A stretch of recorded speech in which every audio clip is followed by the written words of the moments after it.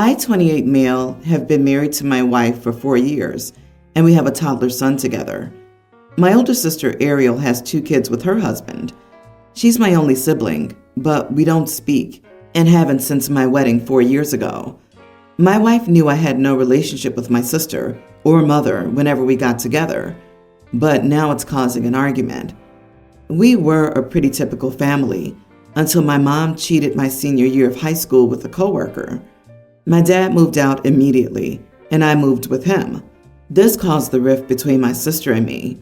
My sister believed since my mom was sorry and it was a one-time thing, as she claimed, which I don't for a second believe, and was trying to reconcile through the church with the argument that my and my dad's refusal to speak with her was somehow wrong. I was 18 and my sister was 20. Long story, but eventually my sister stopped speaking with my dad. I haven't seen my mom since 2016, and we had only spoken once since 2019 when she tried to invite herself to my wedding. She was not invited, but my sister was out of courtesy. My sister didn't show up, and we haven't spoken since. My wife knew when she married me that my only family was my dad and my cousins. She said it was okay and she didn't care. So a few months ago, my wife got a call from my sister's husband. I've never met him, and he said he wanted to start mending the bridge and would like me to meet their kids. I said no. Well, my sister started sending pics of her kids to my wife, and my wife sent pictures back. I told her multiple times I didn't like this, and she told me she could send pics to whoever she wanted. I said that if she kept testing my boundaries, she would be a single parent really soon, and that she signed up for me as is. I'm aware of how the courts work. However, given that I make more money but have less family support in a more demanding job, I will get every other weekend custody. So she needed to be prepared for that if she wanted to keep playing these games. My wife is saying it's wrong to deprive my son of his family. I said I don't even have a relationship with my sister or brother-in-law, so why should my kid? That doesn't make me feel comfortable at all, and I don't even know these people. Also, any pics she sends could easily be forwarded to my mom, and she needed to think about that. She said she doesn't even understand why my mom can't meet her kid, and that comment alone made me angry because I've explained my family drama for years, and it feels like she just ignored it. I said she really needs to think about who she wants to appease because I'm not going to stand for disrespect of my boundaries.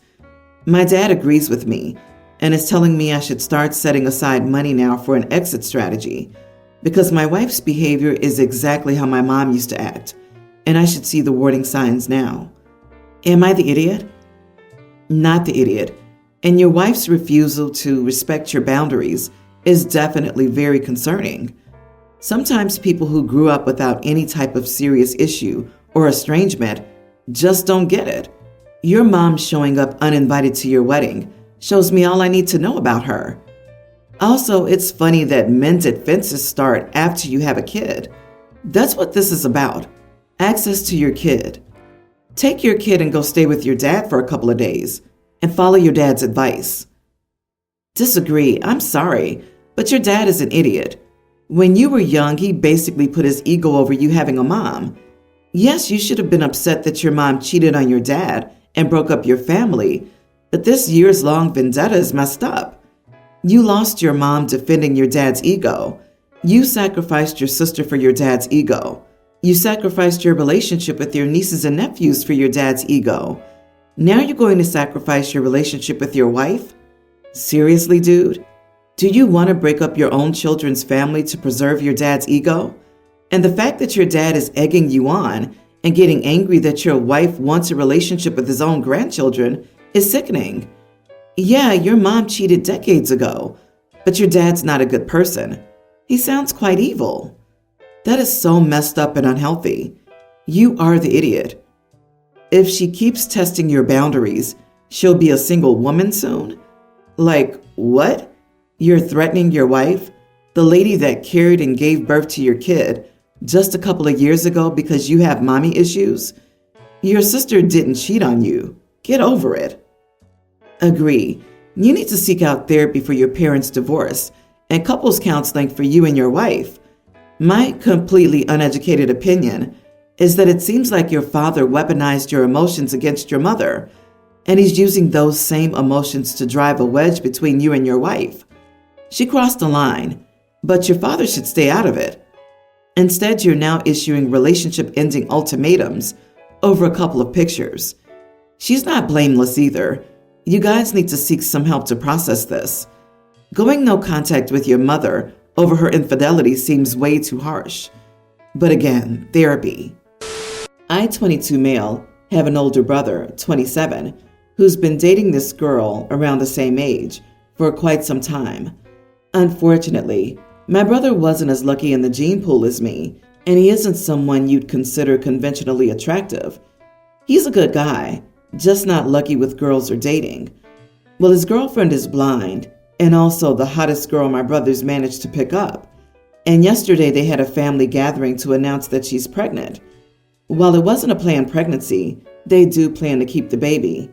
My brother's girlfriend started saying how lucky she was that she'd found a man like my brother, as most men she'd met were only interested in having sex with her and didn't want to be tied down to a blind person. And I made a joke about how most women wouldn't even look at my brother, so he's also just as lucky that he found someone like her. I thought people would laugh at my joke, but instead it just created an awkward atmosphere, and my brother just looked embarrassed. Soon enough, the gathering ended, and my parents approached me to say that I was out of line with what I said about my brother, especially knowing how much he'd struggled with insecurity issues when it came to his looks, and that I should apologize to him for ruining such a celebratory moment for him. I don't understand how my joke could have ruined my brother's moment, especially because I've always made jokes about his looks, and he'd always laughed them off. But my parents insist I apologize to him for what I said at the gathering. Am I the idiot, or are my parents just overreacting? God, you are the idiot. You put down your brother and his partner at the same time. What you said, he doesn't stand a chance with anyone but a blind girl, and a blind girl is too blind to realize she's been duped. You called them both losers at the same time, as a response to them declaring their love to each other and during a party celebrating their child, which you also just implied will now have the same ugly traits as your brother by proxy. You aren't just an idiot, you're a monster. I'd permanently drop you out of my life for something like this, if I were either of them. I'm honestly so shocked that someone can be this ignorant and arrogant. I'd just never speak to this idiot, OP, again, if I were the brother. Also, just noticed you're 22? Really? You found a way to insult her disability and call your insecure brother ugly. Congrats. I hope you feel good about yourself. Well, the grand irony is that you're the blind and ugly person in your family. You don't understand how you ruined his celebratory moment? Do people usually feel happier or sadder when someone insults them? How about if someone insults them while they're celebrating? Can you imagine how spitting on someone's birthday cake might ruin it for them? Yeah, that's basically what you did. I worked from home during the global situation and was given the option to continue to do so or go back to work last month. I went back to work because I couldn't handle my boyfriend's dog anymore. My boyfriend's dog has major separation anxiety. If there's no one in the house, he will destroy the place. My boyfriend was almost evicted because his dog nearly trashed his last apartment. One of the stipulations I had when we moved in was that he would be the only one on the lease. This is because if his dog destroyed this place too, I would also be on the hook. He agreed, and I thought it would be okay because I worked from home so his dog wouldn't get separation anxiety. While this is true, his dog makes it impossible for me to work. He whines for attention and must always see you, or he runs around the house looking for you. He bugs me during client calls, and I can't get any work done around him. If I try to correct him, he just ignores it or doubles down, like he's more anxious you're rejecting him. The problem is, I'm not sure it's fixable. My boyfriend has spent thousands on trainers, and no one seems to be able to cure the separation anxiety and extreme attachment issues. The only solution the trainers have is dosing him up on the max level of meds, which makes him act like a zombie, and my boyfriend refuses to continue. But I don't see an alternative. His dog is from a shelter and was supposed to be put down. My boyfriend volunteered there and took him because he thought he could fix these issues. Well, he hasn't, and I'm thinking of moving out once the lease is over. Sounds horrible, but I can't handle all my stuff being destroyed whenever we leave him alone anymore. I told my boyfriend I was going back to work in person, and he got really angry and accused me of not caring about his dog and allowing the apartment to get destroyed. I put all the valuables in my friend's place, and I've told him that if things don't change, I need to move out, which is met with more anger and accusing me of being heartless. He's also getting kicked out of the place, probably because his dog has also damaged the apartment significantly. Not the idiot. This may be a little harsh, but the dog is not your responsibility. And if the dog is impacting your ability to work professionally at home, then it's a smart decision to move back to working in the office. You should not be sacrificing your career to babysit your boyfriend's dog. Your boyfriend is shirking his responsibilities as a dog owner and housemate. Yep, your job should be more important to you than his dog. Unfortunately, he's not facing reality. Going back to work and finding your own place is your only way forward. But for your boyfriend, he unfortunately must choose between you or the dog. Your boyfriend is 100% responsible for taking on a seriously difficult dog. You're not obligated to be his permanent dog sitter. If this situation has gotten so bad that you've moved your valuables out of the house and are planning to leave when the lease is up, it's gotten really bad. You only owe him an honest update. Tell him you're on the brink of moving out and let him decide what he wants to do with that information. He agreed to take on the dog and its issues. You did not. I am the breadwinner in our home. My wife has the much tougher job of being a stay-at-home mom and wrangling our offspring. She works hard to make sure we have everything we need. Our budget is pretty simple. We put away about 15% of my earnings every month. Then we pay all the bills. Whatever's left, we split, and we can use it however we want. I like to use mine to work on my hobbies or treat us to a night out. I pay for the babysitter and whatever activity we do that night. She uses hers to go to a spa or to buy herself pretty things that make her happy. Every once in a while, she'll ask if we can send money to her family. Not because her family's homeless or anything. They just earn less than we do. Like in November, she asked if we could give her brother $500. He wanted to get his kids a PS5 for Christmas. I think that was the last straw. I told her that we could, but it would be the last time I contributed money to give away to people who just asked her for it. December went fine, but in January, one of her friends had car problems and needed to rent a car to run errands and drive her kids around, so my wife gave her money. When she told me about it, I said I was proud of her for sticking to our agreement that any money she decided to give away would come from her fund money and not ours. She looked really sour and asked if I was really not going to help her pay for her spa day with her friends. I said yes, because I had already spent money on a new drone. She asked if we could take money from our savings account to pay.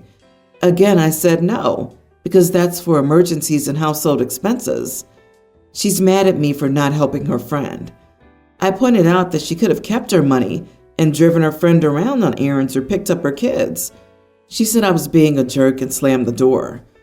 For the record, my kids and I are still playing games on our PS4 and Switch. She gives away our money to be a big shot. I don't have that need.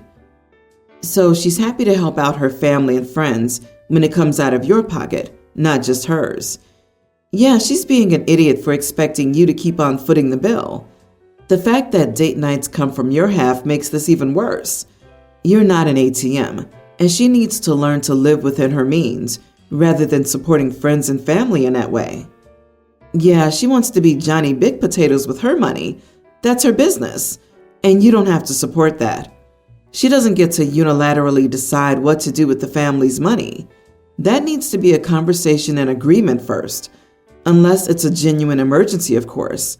If she's upset with how she spent her money, she can control that. OP is not interfering. I think OP and people like you are uncharitable about why she would do this. When you grow up poor or lower middle class, the favor economy is critical to your survival. You help out others when you have money, and they ask so that when you get hit with a random medical bill for your kid or get into a car accident, you can ask back and avoid losing your house. OP's wife is planning for the unexpected, where crap hits the fan and they need to rely on their community to avoid destitution. They should also define exactly what help is. A friend needs to rent a car or she loses her job. That's help. Someone wants to live beyond his means and buy a $500 gaming system. That's not help. The OP is not the idiot. But yeah, they need to have a frank discussion over what constitutes help, how much they can put in the help slush fund each month, why their emergency savings is not going to be used for Lady Bountiful's spa days. Wanting a back rub isn't an emergency. Since our baby hit 6 months, we've been trying to introduce him to food. He pretty much turned his nose up at the vast majority. Our pediatrician said that babies like to eat what their parents eat, so I started sharing food with him.